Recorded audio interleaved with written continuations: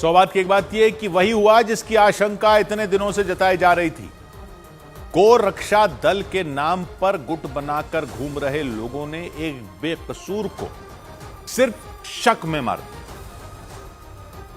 फरीदाबाद में आर्यन मिश्रा नाम के 12वीं में पढ़ने वाले लड़के को इन्होंने गोली मार दी। सिर्फ इसलिए गोली मार दी क्योंकि उनको शक हुआ कि वो लड़का गो तस्करी कर रहा था। इनको किसी ने बोल दिया कि गो तस्करी हो रही है, तो ये गाड़ी पीछे लग गए। लड़के के साथ जो लोग थे उन्होंने गाड़ी इसलिए भगा दी क्योंकि उनको लगा कि पुलिस पीछे पड़ गई है। कुछ दिन पहले उनके साथी का कोई झगड़ा हुआ था, तो गोरक्षा दल वालों को पुलिस समझकर ये लोग डर गए और भागे। वो भागे तो गोरक्षा दल वालों को लगा ये तो गो तस्कर ही हैं, इसलिए भाग रहे हैं। वो उनके पीछे भागे और जाकर गोली मार दी। लड़के को गोली लग गई, लड़के की जान लग चली गई। कुछ देखा नहीं, कुछ चेक नहीं किया, बस गोली मार दी। आर्यन मिश्रा को गोली मार दी। नाम इसलिए जानना जरूरी है क्योंकि अगर किसी मुसलमान को मारा होता तो इन लोगों ने ऐसा माहौल बना रखा है कि तब तो उसको गो तस्कर मान ही लिया जाता। ये फंसे ही इसलिए हैं क्योंकि इन्होंने एक हिंदू लड़के को मार दिया, क्योंकि माहौल तो ऐसा ही बना रखा है। ऐसा ही बना रखा है ना इन लोगों ने माहौल कि गो तस्कर है तो हिंदू तो हो ही नहीं सकता, मुसलमान ही होगा। लेकिन ये गोली कैसे मार सकते हैं? ये होते कौन हैं गोरक्षा के नाम पर लोगों को गोली मारने वाले? ये पुलिस हैं, ये अदालत हैं, ये जल्लाद हैं, ये हैं कौन?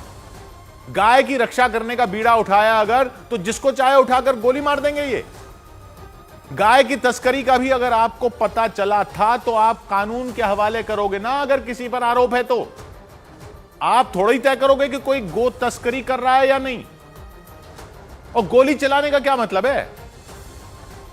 कोई एनकाउंटर हो रहा था वहां, आत्मरक्षा में चलाई आपने गोली, उधर से गोली चल रही थी, आपने आत्मरक्षा में चलाई। आपने तो हत्या करने के लिए गोली चला दी ना।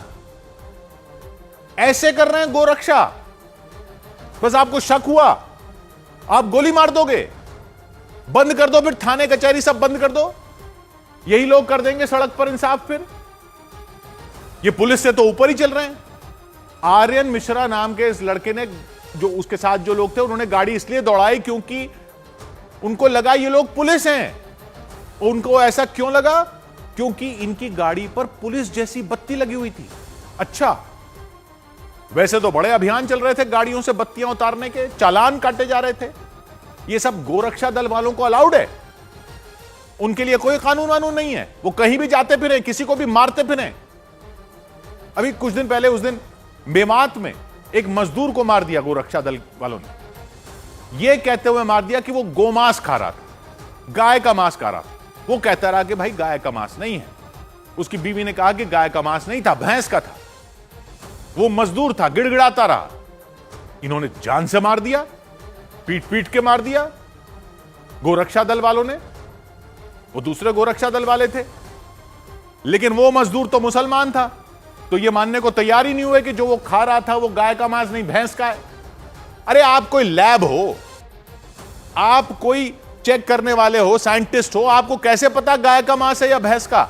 आप बस मांस देखकर मार दोगे और मुसलमान को मार दोगे तो हीरो बने घूमोगे कि आपने कह दिया गाय का मांस है तो है। लेकिन यहां तो फरीदाबाद में आपने ये सब भी नहीं देखा। कौन सा मांस है, इस सबको देखने की तो नौबत ही नहीं आई। मांस वांस तो कुछ दिखा ही नहीं, गाय की तस्करी का कोई निशान ही नहीं दिखा। फिर भी बस शक में आपने गोली मार दी। आर्यन मिश्रा नाम के 12वीं के छात्र को आपने गोली मार दी। अब वो लोग बताएं जो गोरक्षा के नाम पर आसमान सर पर उठाए रहते हैं कि ऐसे गौरक्षकों का क्या करना चाहिए। ये गौरक्षक नहीं, ये हत्यारे हैं। जाए ना गोरक्षा वाले इस लड़के के परिवार वालों के पास और सामना करें ना उनका। क्या जवाब देंगे ये उसके परिवार को? पुलिस का काम पुलिस का है, अदालत का काम अदालत का है। अगर ये बेसिक चीज फॉलो नहीं होगी तो यही होता रहेगा जो फरीदाबाद में हुआ है। 100 बात की एक बात।